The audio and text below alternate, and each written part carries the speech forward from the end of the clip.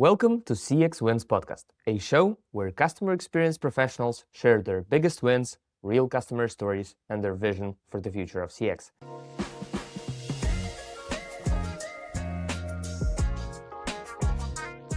Let's welcome our today's guest, Luis Carrillo. Luis, can you please tell us a little bit more about yourself? Thank you, Constantine, and thank you for the invite. I appreciate it. And I'm really happy to be here. I am a customer experience leader, but I also see the world like soccer. I love soccer. So for me, team chemistry matters more than star power. And systems beat heroics every time. When I'm not building CX teams, I'm watching European soccer, mostly Spanish, cooking, or thinking about how great experiences like great teams are built on trust, rhythm, and fundamentals. So that's pretty much who I am. Okay, I'm guessing your CX win will be connected to teams or systems, but let's hear it. Let's jump right into it. Can you share with us your biggest CX win, something you're personally proud of?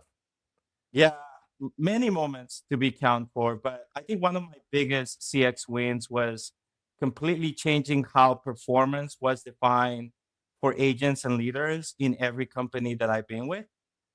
We have always moved away from quantity driven mindset and rebuilt everything around quality. Historically, success, meant tickets per hour and attendance. That created a lot of speed, but not necessarily resolution. We introduced, new scorecards that prioritize things like first contact resolution, total resolution time, customer satisfaction, and quality, right? For me, volume still matter, but it stopped being like the hero metric.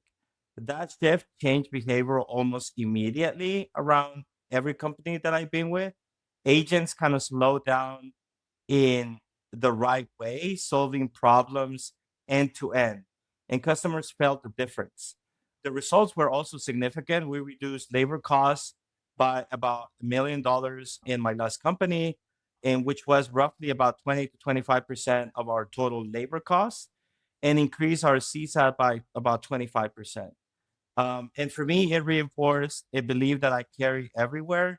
When you reward the right behavior, the outcomes really flow. Great. Thank you very much for sharing.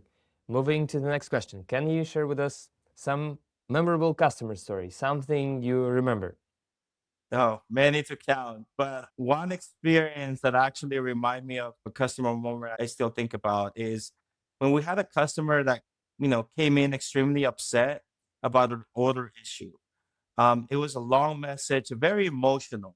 Instead of matching the tone, I remember that, when I was QAing the call, the agent slowed things down, acknowledged the frustration, and solved the issue quickly.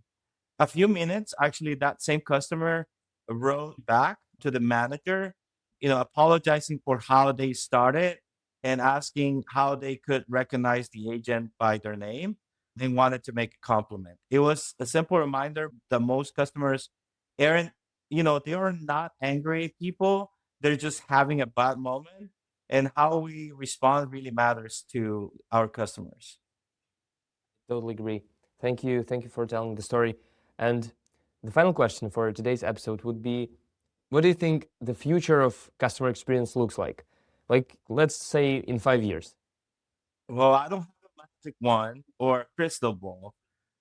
Based on what I'm seeing and the newly trends, I think in the next 5 years, CX will be a lot more proactive and a lot less noisy.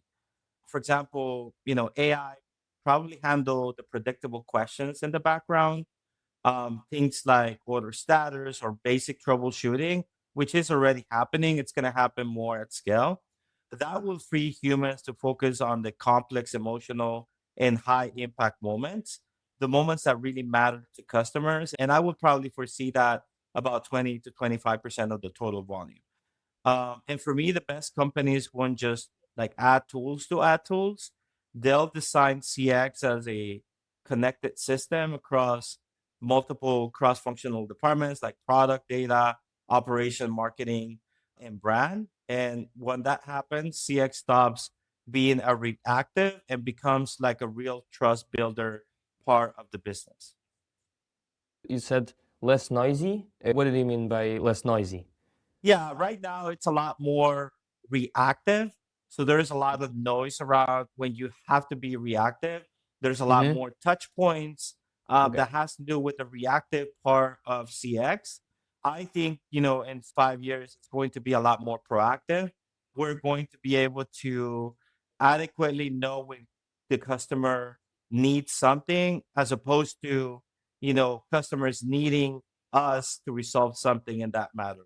So it's going to be a less noisy in that way. Thank you very much. Thank you very much for coming, for sharing your story and insights. I appreciate you having me here. Thank you for the opportunity. Thank you. And thank you all for watching and listening, and I'll see you in the next episode.